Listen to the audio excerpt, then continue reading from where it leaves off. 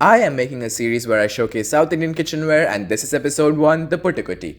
Puttukutti is used to make puttu, a cylindrical coconut rice cake. The way to use this is simple. You have to make sure you have this disc placed inside the puttukutti, and then you fill water in this part of the vessel.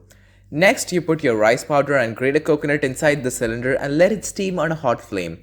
In the end, you have this soft and delicious puttu which can be paired with any curry of your choice. Follow to see the next South Indian kitchenware. I am making a series where I showcase South Indian kitchenware, and this is episode 2, the Sevanari. Sevanari is used to make string hoppers, or in my language they are called idiyappams. The way to use this is simple. You have to make sure you have this disc placed inside the cylinder.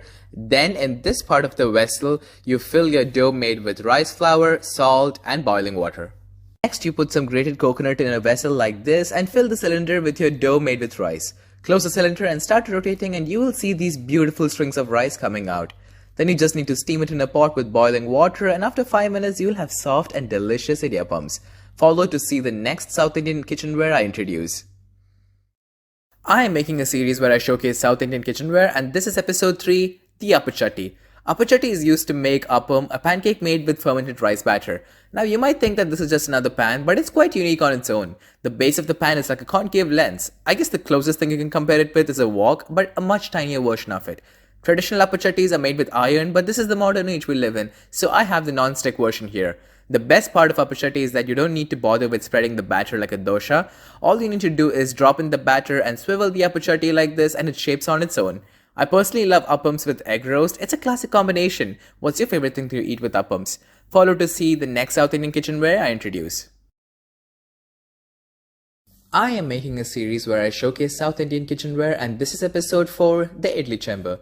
Idli chamber is used to make idlis, which are basically soft, fluffy steamed rice cakes. The way to use this is simple. First you pour water into the pot, just enough to steam the idlis and not to boil them. Then you place the lid with holes on top of the water, followed by the idli plates on top. You can fit about 3 idli plates in this pot, so you can make a lot at once. Now before putting the batter, you need to cover the idli plate with oil or clarified butter so that the idlis don't stick. Next, just fill in the plate with your fermented rice batter and put it inside the idli chamber to steam it to perfection. You need to steam it for about 7 minutes. After that, you're going to have soft and delicious idlis that you can have with a variety of curries and chutneys. Follow to see the next South Indian kitchenware I introduce. I am making a series where I showcase South Indian kitchenware, and this is episode 5, the Panyaram Chatti / the Unniyappam Chatti. The Panyaram Chatti is used to make panyarams, which are these savory fermented rice balls. The way to use this pan is very simple. All you need to do is pour your panyaram batter in the hemispherical grooves and close it with a lid and let it sear and steam. Check out my last video for the recipe for the batter. Once it's done, just flip it and sear it for 2 minutes and you're good to go. Side note, you can also deep fry unniyappams in this too, where you put in a sweet jaggery based batter. You can have your panyarams with a variety of chutneys and sambar. Follow to see the next South Indian kitchenware I introduce. I am making a series where I showcase South Indian kitchenware, and this is episode 6, the Barani. The Barani is a ceramic jar used to store all sorts of things such as whole spices, pickles and oils. Traditionally they are colored brown and white like in this picture, but I have the modern looking version of it. You can find this in every house in Kerala, and moms usually pass this down generation to generation. Barani is also an astrological star in the Malayalam calendar, and fun fact, I'm a Barani. Although Barani can be used to store a variety of things, my family stores only buttermilk. Follow to see the next South Indian kitchenware I introduce. I am making a series where I showcase South Indian kitchenware, and this is episode 7, the manchatti. The manchatti is a clay pot that's used to make all sorts of curries and fried dishes. These are a staple in most southern Indian households as they are durable, bio-friendly to use, and they are affordable. Also, they look beautiful compared to your average steel or aluminum pots. You can make all sorts of curries here, but one curry that my mom always makes in the manchatti is his iconic fish curry in a chili and tamarind sauce. Follow to see the next South Indian kitchenware I introduce. I am making a series where I showcase South Indian kitchenware, and this is episode 8, the dosha pan. The dosha pan is a flat iron top pan which is used to make doshas, a thin crispy fermented rice crepe. Now you guys might be wondering, hey, isn't this the same as a crepe pan? Well, let me tell you guys that you're wrong. A dosha pan is typically made of cast iron or aluminium. It also retains heat well and distributes it evenly across the surface, allowing for uniform cooking.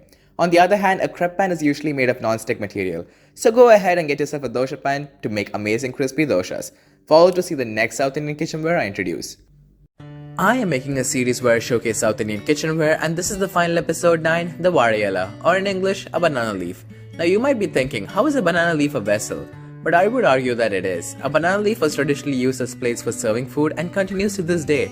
Modern South Indian households now use ceramic or steel plates, but still eat from banana leaves during festivals like Onam. Banana leaves are not just used as serving plates, but are also used to cook things in it. Here's my mom making meen polichadu, where she just wraps fish and spice blend in a banana leaf and just cooks it to infuse the flavor of the banana leaf. Also, anything cooked and served in a banana leaf is so cool and it's so easy to impress somebody with it. So go ahead and try eating from a banana leaf and let me know in the comments if it's better than a ceramic or steel plate. Follow to be a part of my life in the kitchen.